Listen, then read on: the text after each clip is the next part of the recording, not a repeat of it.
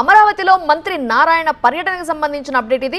నిర్మాణంలో ఉన్న ప్రభుత్వ భవనాల పనులను పరిశీలిస్తున్నారు. నిర్మాణ పనుల పురోగతిపై మంత్రి నారాయణ అసంతృప్తి వ్యక్తం చేశారు. కాంట్రాక్టర్లపై మంత్రి నారాయణ ఆగ్రహం వ్యక్తం చేశారు. జడ్జిల నివాస నిర్మాణాలు సరిగా లేవని అసహనం వ్యక్తం చేశారు. మీరైతే సమర్థంగా చేస్తారని కాంట్రాక్ట్ ఇస్తే సరిగా చేయట్లేదు అంటూ అసంతృప్తి వ్యక్తం చేశారు. మంత్రుల క్వార్టర్స్, జడ్జిల నివాస నిర్మాణ కాంట్రాక్టర్ పనుల్లో వేగం పెంచాలని ఆదేశించారు. ప్రస్తుతం ఆయన మాట్లాడుతున్నారు, లైవ్ లో చూద్దాం. వాళ్ళ కాంట్రాక్ట్స్ క్లోజ్ చేసి ఉంటే కొంత ఇబ్బంది ఉండేది కాదు.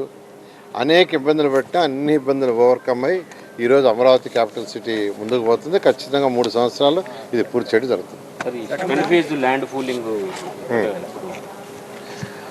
ల్యాండ్ పూలింగ్ యాక్చువల్గా నెక్స్ట్ క్యాబినెట్కి వస్తుందండి. యాక్చువల్గా నెక్స్ట్ క్యాబినెట్లో పెడతాం. క్యాబినెట్లో అప్రూవ్ అవ్వగానే దాన్ని స్టార్ట్ చేయడం జరుగుతుంది.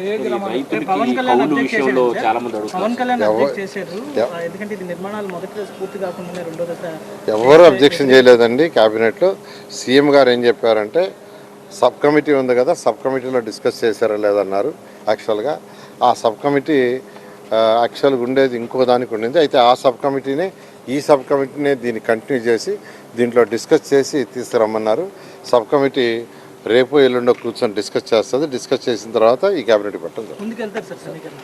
అదే సబ్ కమిటీలో డిస్కస్ చేస్తాం. వాళ్ళు ఇచ్చే సజెషన్స్ ఏమైనా ఉంటే అవి తీసుకొని దాని ప్రకారం ముందుకు పడుతాం. రైతులకి